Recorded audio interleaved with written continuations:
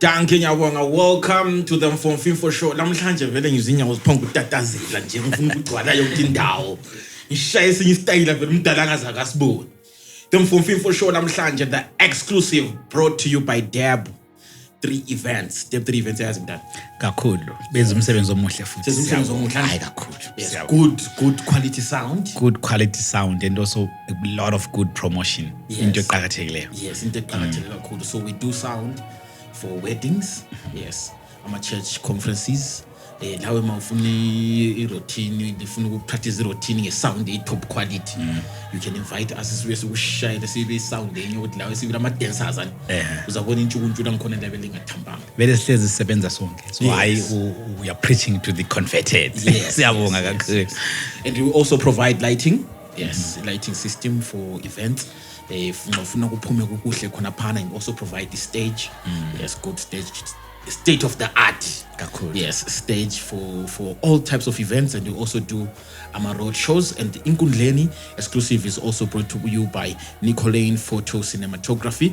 Okuyibo basixhasa ngama visuals ethu and all the graphic designing, and also proudly lamhlanje sixhaswe nguwe.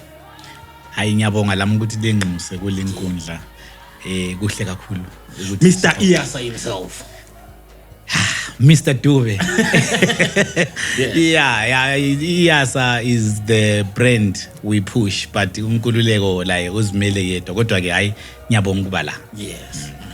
And also part of our sponsorship is Okuhle Designs. If you've seen our graphics ethu, Mfumfimfo show iphuma kamnandi, or if you see our local events that we do, of the partners that we have is Okuhle Designs, exceptional or actually excellent graphic design. Banophuma lamagama esintu la amnandi kakhulu. Siyalala sesiphushisa. Good. Yes. Dala, I'm glad to actually have you. It's actually an honor to me ukuthi ngihlale nawe oyini thwayini ingongonono zangikhona. Abakhulu bangikhona abe in the creative sector. Hayi siyabonga lathi. Sikhuliswa ngabantu, sikhuliswa abantu abanjengani, sikhuliswa ngabantu abalandela imisebenzi yethu. Sikhuliswa yibona labo esithi sisebenza labo esibakhulisayo labo. Yikho ukukhulisa amagama ethu.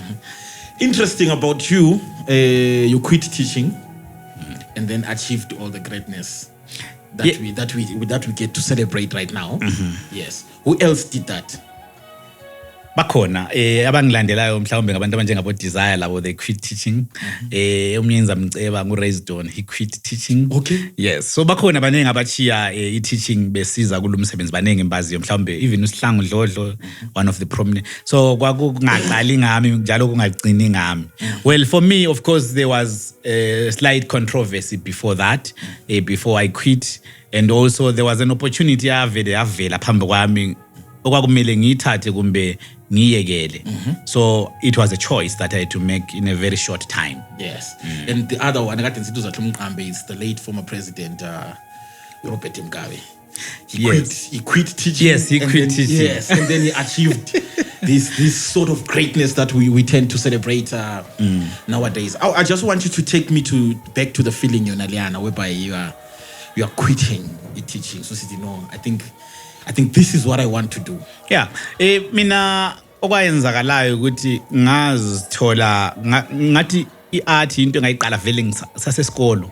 I went to isikolo seGwabalanda okuthiwa eMachayiskhova, ngasuka ngaye eMzingwane, ngangena ecollege eHillside.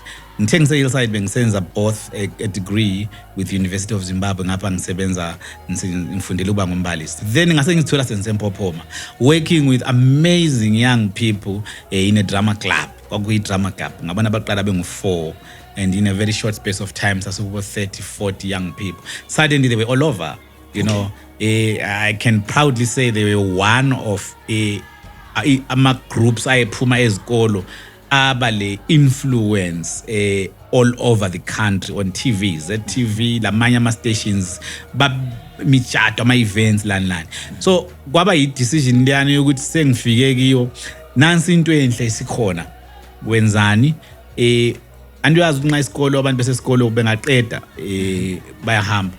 We know of amazing football teams esasilazo esikolo ezazingafika sokuphelile ngoba sebefike ku form 4 sebefike ku form 6 so ngazithola ke ngilabantu laba abala ama talent angaka abalentshunkutshu engaka kodwa sokufike ku point yokuthi baqede bahambe senzeni siqhubeke kumbe sibekele bazihambele baye lapha baya khona yikho lapho engafika khona ukuthi asithatheni ithuba leli sibambi sachisa insimbi le siphume leqembu okuthiwa Inkululeko yabatsha School of Arts. Yes. And the name has a poetic ring to it. Tell me about the name. Yeah, ibala leli lithi Iyasa lika Neng. Sizaqala ngaye uIyasa ngokwakhe. uIyasa uthi ukuthi kuyasa. Kuyasa. Yeah, kuyasa sokusekuseni. Sile motto ethi there goes the morning star. Angithi indonsakusa inkanyezi ephuma kaqala nxa kumnyama sokuzakusa.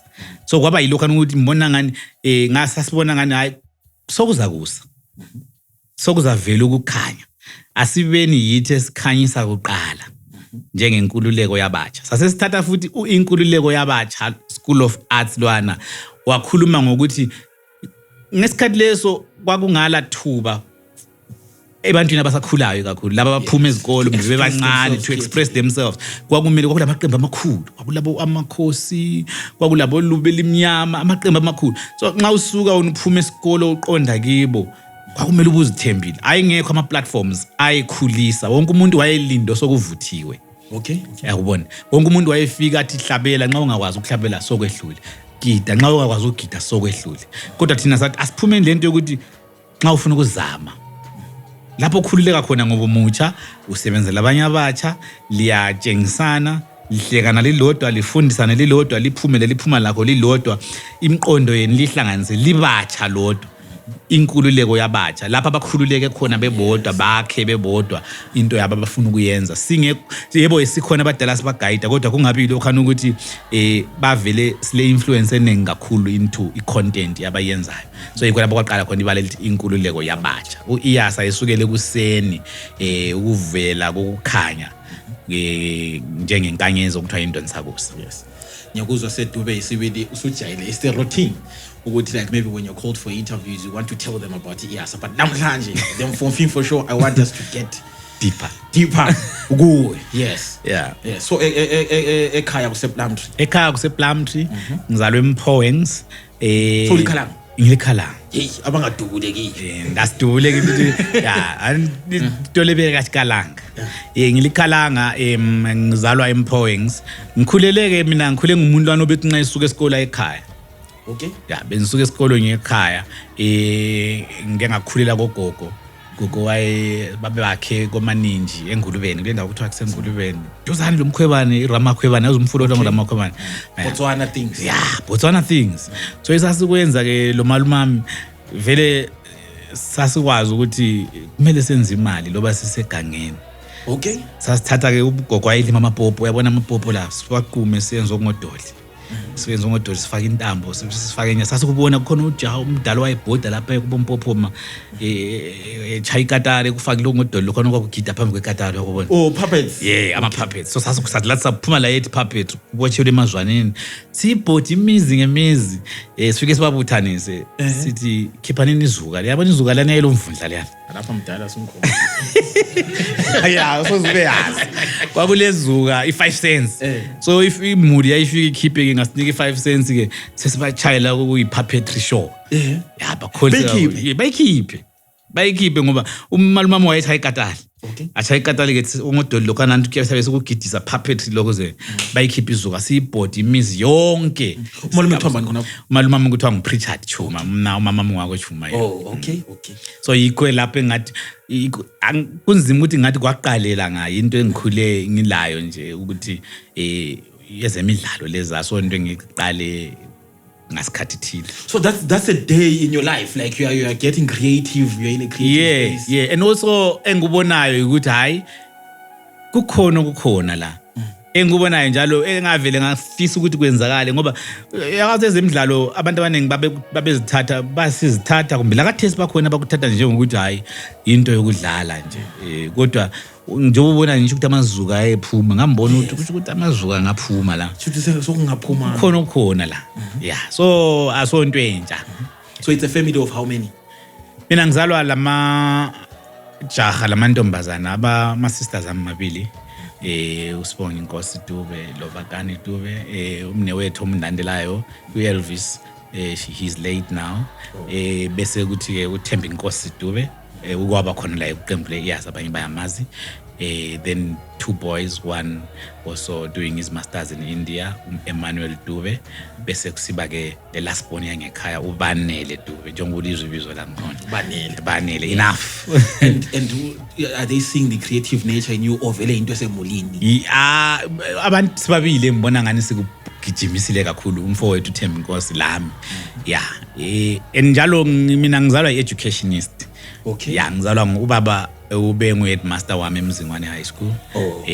Abaningi bayamazi uPaul Randa bathi Piara mina bathi NI kodwa kuye nguPiara ngomuntu obe prominent kakhulu ku-education system wazoba prominent futhi ku-Public Service Commission kakhulu. So bekhangele vele ukuthi so wayekhangele and the challenge ayelayo as an educationist also was isikhathi esiningi abazali babefisa ukuthi silandele lokho yiko khona kodwa baba wasinika ithuba ukuthi sikhethele wena okufunayo. Angithi usezathola ke any pressure from ama colleagues akho ukuthi hayi ngabe uyenze njengawe phela yebo njalo baba wathi kithi fundani kuqala lingafunda selingenze lokufunayo uzikhethele ikubona eclassini unjani.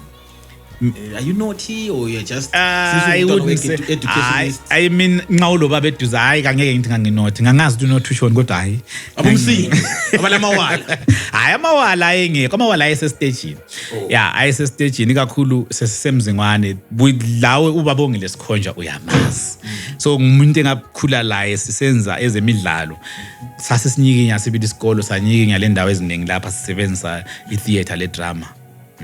So vele ngama friends lobabongile partners in crime. Yeah, partners in crime. Saphuma ke esikolo saqala ukwenza ezinye izinto sa producer futhi. Siphuma esikolo babongile qale producer Otis Ngwabi. Xa usakhumbula. Yeah, sasincedisana khona phana. Qala nje ukuthi ayenza ama promotions. Ukwaziwa ka Otis Ngwabi. Ukwaziwa kuka Sikhu. Yes. Yeah, uSikhu eqala kungena ku industry. Ngingatsho nguvule umlomo agcwala ukuthi ubabongile sikhonjwa myself lo munye ujaha unhlanhla Mpofu who is a doctor esakhula la futhi la eMzingwane sancedisana kakhulu ukuthi kwenzakale. Wow.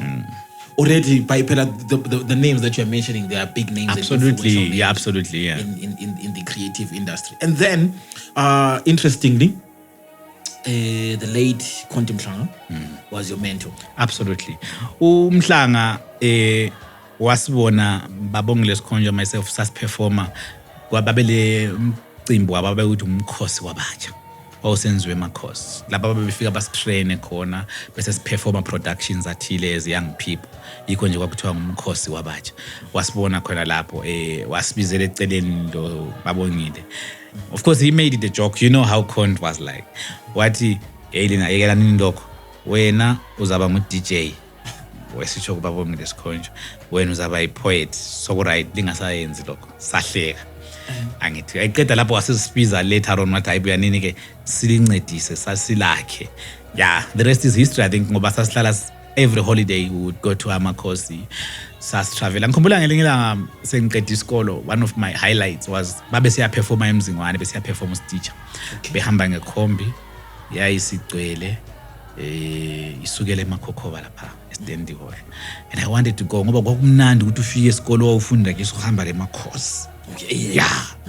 I've made it. Yeah, we have made it. Lawa usathi ukuthi hayi ngiyafunda ususenza ngani lawe vele ngomunye wabo. Yes. So I really pushed ukuthi ngihambe labo. They were the likes of Osakhumuzi abakhumbula. uFortune uRzungunde ophethe size Thole. But yeah, so ngabantu engabazi ngisase ngumfana omncane kakhulu. Wahamba labo. Ngihamba labo esikole lami ngafika ngaba yihero sibili ukuthi ubuye lani ubuyele amakhosi. Yes, ngiyelo kade sasifunda la eclassini. Yes. And the girls by then iMzingwane high school yayingela bankazana. Hayi ngithi ngaphe kasi. Uyazi ukuthi into engakhula vele ngenxa ye Usaba mankazana? Ngangwayesaba kakhulu. Iliqiniso. Asingakhulumi ngakho ngoba ngakutshela ukuthi girlfriend yami yokuqala ngaba layo nini uzacina ukufika. Hayi mdala khuluma. Sihlezi bona ukuthi no ngoba ngakhula mina ngifundela abafana kakhulu. So abantu abangosisi sasihamba nxa siyachama shows like Siyamatopo siye Asha probably in my A level year, the last year A level year, that was when lapho wathola khona yo hayi first kiss ayibuyilula phela leyo yayingabuyilula njengakathesi wawuthola incwadi ke zazibuya on Monday, Wednesday, I think and Friday esikolo lapha. So liyabelilindile after lunch zazihamba zijikelwa phezulu kombheda. Yeah. Now ungayijikela uyithola inoki perfume kuhle kuhle ifakele. Yeah, or kiss before you open. And also pho develop ngokholisa kakhulu uyivule sithi wawibhala you had to make sure it was about impressing. Njalo lali ngabonana mhlawumbe livula izikolo ubamba izandla kuphela. Yes. Ubamba izandla bethi awunjani ayisenze yagadi bus asihambele mina nabantu la uzihambele just like that, but that meant a lot. Yeah. Love life yakho at A level 18 years at A level. That's when I really started to have a relationship probably. I don't know whether to call it a relationship or a fling. And do you still remember the girl? Are you still in touch with her? Aye. Sengivumbulule izinto. Hayi ngabantu sebazihambelayo abanye basemazweni abanye bakuhayi so kahle. Yes, then Mbongeni Ngema. As I was trying to find out about you. Story sakho eceleni kulombongeni Ngema. Mbongeni Ngema is a huge inspiration of mine. From day one I saw his work ngathi kukhona ukuthi mina ngaye kuye. And I even made an effort ngathatha ithuba lokuthi ngiyefika lapho akhona. Wow. Yeah, on my own resources lokhana ukuthi uyathatha imali uhlanganise oyiphiwa ngabadala uyithathe ugade uyefika lapha akhona. Kwakuyisikhathi besenza umdlalo lo waduma kakhulu Sarafina. Yeah. So you suddenly around artists like artists abaningi bakhona bakhulu you talk for so mizi labantu. Yes. Yeah. Those are the people that you met in the yes, yeah, and then uyafunda angithi ngoba bona babhizi ngaba kwenzayo kodwa ufikile wacela angicela udlami imbonto lenza nje lokho kwenziwa so hayi lokho kwenziwa so ngingathi besides Conti Mhlanga he is one of the people that really had a hand in who and what I became at the end of the day. Ungananzelela even nxa ubukele Iyasa kukhona ukubona ukuthi Mbongeni Ngema. Yes. Yeah, sonke sisuka kwenye indawo ngihlala ngitshela abantu ukuthi ayikho into ewayivela elangeni kukhona lapho kufundele khona so ngaku developer later on ufake sakho stamp kodwa sonke we are inspired by someone from somewhere. Yes. So also interestingly Captain umdala ngekwaito phela strong kwaito. Yes, ngekwaito man. Then uzola 7 ukuthatha ngapi konke kuzangethuza I'm being followed. Yes. Yeah, uzola ngihlangane la first time sebenza lo zenzele Ndebele. Rana unqa mhlawumbe engakungenzela khona ukuthi kule festival engaba probably nginye ukuqala kobulawa eyithwa imthwakazi arts festival. Okay, yeah. Eyayisenzwa yimi lo zenzele Ndebele. Kodwa ke i-under i-radio dialogue kudala ngaleso sikhathi i-radio dialogue yayi radio station eyayizama ukuthi ithole license. Senza alaphana kwaklabalala sagcwala into sayenza ama CD sayenza ama cassettes sagcwala isimichova sizama sabiza ama artists agoqela umze yiko ukuqala kwami uhlangana lo Zola kodwa ngangivele ngiyithandile imusic yakhe ngumuntu lwana engangisithi nxa ngimlalele ngithi here is a poet he sits down and writes. Yes. Uyabhala and then abese khuluma nxa umlalele uzwe story sabantu bakini uzwe story sikamakhelwane wakho uzwe story sasekasi nxa ngingatsho njalo. Yes. So you'd feel you belong. He is a very intelligent, amazing artist. Yes. Uzola, you can't take away that from him. And then he's also very humble. You know, he comes from dust. Yes. And he respects the dust. Into engamthandela yona sahle salinka up sajayelana senza isholiyana sabhodala lapha saxoxa some interviewer and I was like but then he's ukuprime yakhe you know. Yeah, istory sikaZola sibuhlungu ngingatsho njalo because he was a movement on his own. Lakathesi ingoma zakhe ungangena emotweni yami ngangihamba I'm playing ingoma zikaZola through and through. Yes. Through and through. So you could relate easily. I could relate easily to him. I could relate to his stories. I could relate to his struggle yakhe. Like ngoba into yakhe yonke wayehlabela uZola. Wawusinqawula nxa kuluthando wayengahlabela ngalo. Nxa kukhulisa umama wayehlabela ngakho. Nxa kungumntanakhe wayehlabela ngakho. And from his heart, you wouldn't think ukuthi ukubhalile, but you could feel ukuthi nangu umuntu okhuluma into echo something to me, echo something to him also. Yes, which is wonderful. And you also worked lo Babo Nyathi, Albert Nyathi. Kakhulu. Yes, athi nabako Nyathi, you know. Kakhulu Albert played a huge role also. Yazi nxa ngikhuluma ngeIyasa yikho ngangale mina ngathi uNkululeko iYasa. Ngwalela ngoba Iyasa yakhiwe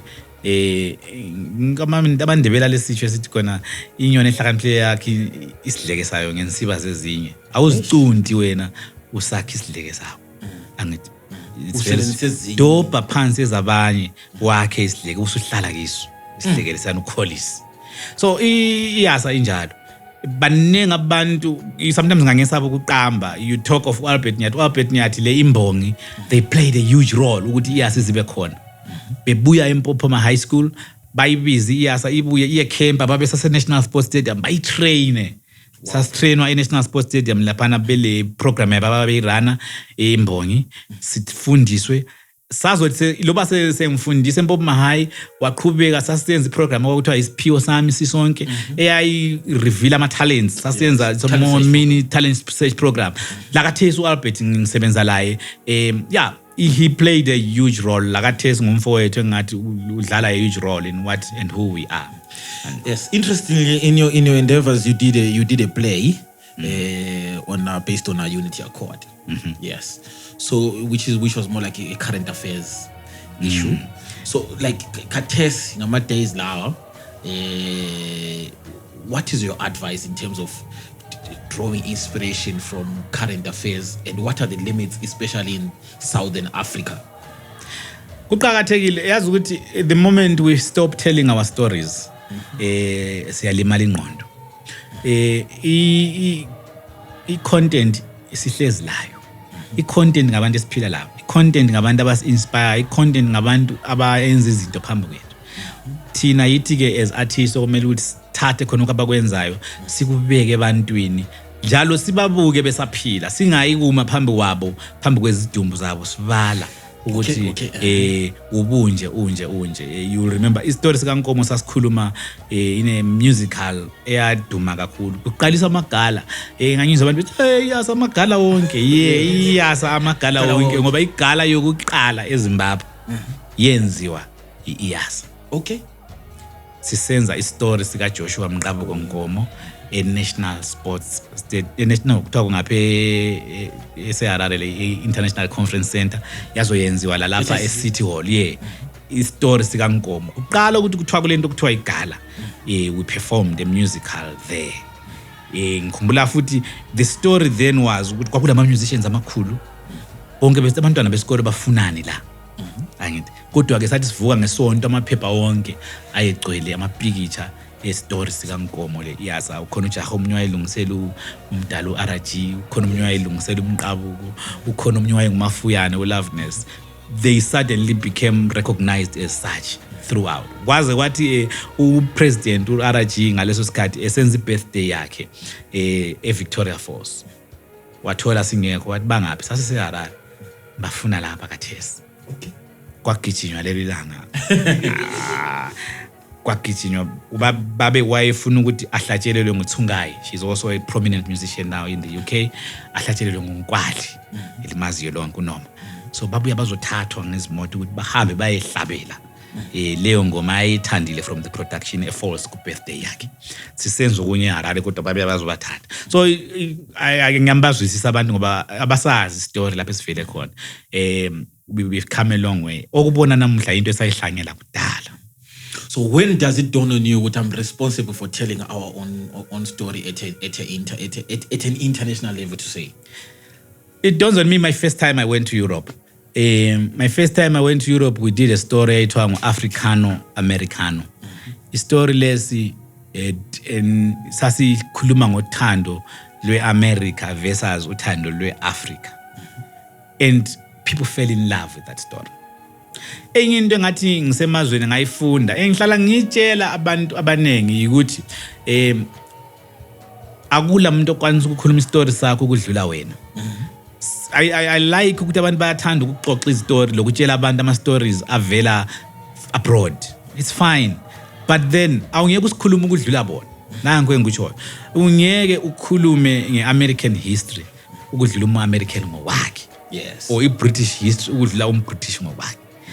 Thatha okwakini abangakwaziyo uye bafundisa khona. Basale besithi hawu yebo kunjalo. Ulungise ngoba kunenge sathi sifika thina siqala ukufika eEurope ama misconceptions ayekhona those years about Africa, about Zimbabwe, about umuntu omnyama nje onsundu ayemanengi. So it was up to us as messengers, as ama creators to change those perceptions and put our perceptions are right, as Dory said. So yeah, I think my first tour when we ngenza ngabona ukuthi abantu laba bayilambele yebo sasithi abasihloniphi kodwa abakuthole esikwenzayo iningi lako west. Then there was not social media engankulu ngaleso sikhathi kwakubhala i-email uhambe uyoyilinda ni email yami ngangibhala lamhla khona ithiwa yini building le Fidelity hayi not Fidelity internet cafe. Yeah, internet cafe ufika ubhala i-email yana ubhadale uhambe 1 week uyephenduka uzwa i-check i-response ibuyile yini. Yeah, usisuke encwadini. So kwakunzima even to communicate, to make communication with promoters, with organizers lento ezinjalo. But I think it's important to tell our stories and we must keep on telling them. And then all of a sudden Ndala, you are now labeled as a mafia. Yeah, ngi-mafia vele. I-mafia kimi and apparently uthiwa number 1. Yeah, ngiyabonga amagate uvalela thina sisakhulayo ufuna ukungena. Yeah, sithi sithole kulawo uthi thina singeni. What's going on? Ukuvala amagate kangikwazi. Nxa ekhona uthi igate lavalwa nguDube uNkululeko aphakamisa isandla athi mina ngazama ngamlanda mhlawumbe ngathi ngicela ngincedise ngokuthile ngehluleka. Mina ngani liyana kwa imyth. Imyth eyabakhona abantu bangakhangela babone mhlawumbe ukwenza kwakho o babona ngani lapho khona abenelisa ukufika. Isizathu asisiswele. Awungumuntu isizathu awusiswele. Ngiyabazwisisa abantu ngoba mhlawumbe uyabona ngani uNkululeko ukhatshana ukuthi ngifike kuwe. Njalo angeke angincedise. Kodwa ke mina iminyango yami ihlala ivuliwe. Angilala gedi. Inamba zami zivulekile. Lokho enganelisa ukuthi umuntu ngimncedise ngakho ngiyamncedisa. Kodwa kunengi lami kangilayo i-influence. Kodwa ngajabula kakhulu mhlawumbe ukubona ukuthi abantu kusho ukuthi umsebenzi wami bayawubona. Nxa muhle bakithi. Njalo kunye i-networking. Mhlawumbe bakhangela abangane bami labo esasiyimafia sonke.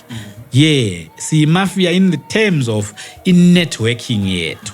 Ngabantu esisebenza sonke sincedisana ngiyazi ukuthi nxa ngifunani ngiqoqoda kibo. So kuqakatheke ukuthi la ucreate yakho imafia. Xa ufuna ukukhipha ibala elithi network. Creator yakho imafia libe yi-network ethile lincedisane lijekane nxa kunzima. Nxa kuyikuthi imafia yana leyo ngiyavuma ukuthi ngemafia ngoba ngilabangane esisebenza ndawonye nxa sisenza ulutho ngiyakwazi ukuthi nxa ngifuna ukuthile ngiyahamba efficiency and progress. Yeah, for efficiency and progress. Kodwa ke eyokuvala amagate hayi amagate kamelanga value. It's an open market. Lathi sinje mina kakho wangivulela igate. When in your endeavors uqalisa, did you at some point have a mafia mentality? Angizange ngibe la. Lapho khona uzamhlawumbe game. Yazi ukuthi wawusinxa ungena ku-industry land. Ikho ngitsho ukuthi ngiyayizwisisa into echiwo ngabantu ngoba ungangena ukhangela uzibani lapha khona ubuhambo lokho zama ubone kungavuleki. So sithi kuthi bona laba bavele bekhonapho yiba bavalileyo. Kanti ke hathi igama uyazakhela ulakha kuze kufike esikhathini sokuthi nxa ufika wena usima lapha lo munye sima lapha bakhethe wena. Yikho lapho mhlawumbe ubumafia uqalisela khona. Because if you brand yourself very well, then everyone wants to work with the brand. Everyone trusts your work. Everyone trusts your creativity, trusts your processes. Suddenly you are seen as a mafia because you are always the choice. But everyone can get there. noma ngibani lokho njoba la kanti uyabona iCoca-Cola la mhlawumbe ikabani nje Coca-Cola lapha ekhona uKentucky Fried Chicken abanye kuthiwa wazi wafikisa 50 something years kodwa wathi efikile useyibrand useyimafia la yikho ngibona ngani kuphela abantu mele bakuzwisise otherwise hayi akukho magate avaliweyo ngisebenza vele mina ukupromote iart ngisebenza vele ukukhulisa abasakhulayo abantwana abaningi abakhulele kithi ngikho ngufunayo khona ke angilaso isizathu sokuthi mphinde ngivala lawo magate. So akula muntu out there who you think ukuthi can come and say I'm not Dube lapha wangivalela mina ngicela ukuthi nansi lenkundla ikhona limnike ithuba abuya hlala e-studio nansi atsho ukuthi mhlawumbe uDube yikungapi lapha amvalela khona angaphuma ke sesuke enkundleni abuye simvulele. Did you at some point confront any people who would say that? No, I didn't. Mina my so abaningi balazi ibizo lami kodwa kangithandi lile nhlanhla yezenkundleni ukuthi nihlale phansi sixoxe ngoba ngumuntu anothanda ukuzisebenzela nje lapha khona ngoba kwesinye isikhathi angithi ungazama ukugijimisa yonke into ebuya phansi kwakho uyalahleka angithi abantu bayakhangela baziyakhele imbono yabo ngawe ungazuthini nxa umuntu vele engabelieve in you kasoza afa believe in you wena omele ukwenze sebenza kuphela azabone ukuthi hayi lani into ade ngikhuluma mina ayisiyo ngalwana umuntu otherwise ukuthi uhambo lokuzama ukuzichasisa uyazuye kufuza ichasisa uyalahleka kakhulu. Do you think maybe the people online or ngathi ama youths especially particularly in Matebele that you're familiar with at some point you quoted saying what ukuthi people use the internet mostly for a battlefield rather than a platform for business?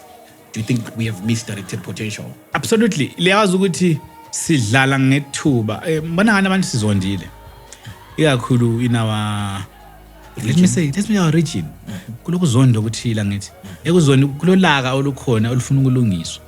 Ulaka lo lumele lungiswe ukuthi ngoba nxa amathuba engekho yazi ngangithi thina iregion yethu sizintandane. Sithi sizintandane khona kokuncane okukhona sesikudonselana ekukudonsela sodwa akudingakali khona kya kuqhakathekile ukuthi ipotential nalezi ngiyangicabanga nje ukuthi kambe nxa sonke lapha as a region singathi mhlawuzibane enze lokho simxhasa lalwane enze lokho simxhasa mhlawumbe kwezinye into afuna ukukhombela ngoba ijayela ukuhlupha ungaqasa ukuthi iHarare ibulawayo ziyalayitha sisters khala ziyalayitha sibili kodwa mina ngani okuqhakathekileyo ukuthi sakhane. Yeah, njalo i-platform le my worries every time abantu asebathola i-attention on social media simply for poking at others and each spreading other negative and energy. spreading negative energy yabona yikho kucina ukukhoza labo depression esibabona ebantwini la yabo then bese kusiba enye into eqhakathekileyo ukuthi abantu bazwisise ukuthi i-social media le ingozi ngokwayo ngizabuya ke mina ngoba ngingu-Iyasa ngipost ukuthi ngiyaphumelela into zami zinhle zonke konke kuhle la uyazama lapha khona ukuboni khona lokho sengulimaza negatively khona lapho ngoba uyazibuza ukuthi kanti indaba mina ngingabe njengalwa. So khona lokho kuqhakathekile ukuthi i-social media yethu le ekuyisebenziseni kwethu it's a tool that we can use to communicate, it's a tool that we can use to reach out to akumnandanga loba asithini sihlala thethisana ngithi bese kubuya umunye umuntu ofuna ukuzosincedisa angene ku media page yakho athole vele uhlala uthethisana labantu kumbathole siyasolana thina ngwethu asaphenduka. So we're now being small minded asilwise nini ukuthi yonke into yethu ibe positive. Very very very very very true. And then also you are a visionary. You say Iyasa has to live the legacy has to live many years after you're not here on earth. So where are we headed as Iyasa? Iyasa has lived for now for more than 24 years. So there's no reason why it shouldn't live beyond that and even beyond me. I think now the system is there. That's what I'm happy about. And a lot of young people and other artists that have come out of us know. And I'm happy that all of them, most of our artists are Pumagiti, they always come back and plant again in the locals and inspire others because they've benefited. What we try is not to create a group, but to create a platform. Because if we create a group, it will go down with the people that started it. But if it's a platform, then it's always like a school. That's why we say we are a school of arts. Other people will come and take the baton on. That's my dream. I really wish young people should learn to pass the baton to each other and this dream to live on. Yeah, now in rounding up, say if we were to make a documentary about you, what's the one thing abantu abangaziyo that people will find out and get to see? Myself, that I'm a shy person. Okay. That I'm quite private. I prefer a lot of privacy. And that I'm a poet. Okay. Definitely a shy poet. Yes. Normally when I go on stage, I'm another character. And you work with a lot of youths. And nowadays there are a lot of drug issues and depression, which is taking a lot of young people. Suicide cases. People are not mentally okay. Mental issues. What can you say has been the cause of all this? There's a lot of factors also. Pressure is in because the world has become so small. The whole world lives in your house now, and you are watching everything. You are seeing everyone, and you are trying to compete with everyone and everybody at the same time. That's where the pressure comes from. Social media, internet. Life has become quite crushed, and it's a pity that now you need more structures and systems to keep yourselves alive. What can be the encouragement to somebody who says, I want to come and be part of Iyasa? It's simple. Just come. Iyasa, there's no qualification. You are the qualification. The I want part is the certificate. Just bring it. Just bring the I want part. So we're really honored to have you Enkundleni exclusive them from Film for Show, brought to you by Deb 3 Events and Nkululeko Photo Cinematography. And then When I Come, yes. So we just want you to do that poem for us. When I Come, as we are closing. When I come, when ngizobuya, when I come, I shall represent no one at all. I shall represent the innocent children. Babodile amazwe, bababuka bezizwe, bababuza baphuma phi, babachela bazwa, baphuma eZimbabwe. Yeah, I'm rusty now. Don't forget to subscribe and hit the like. Siyabonga. Siyabonga, Adam from Film for Show.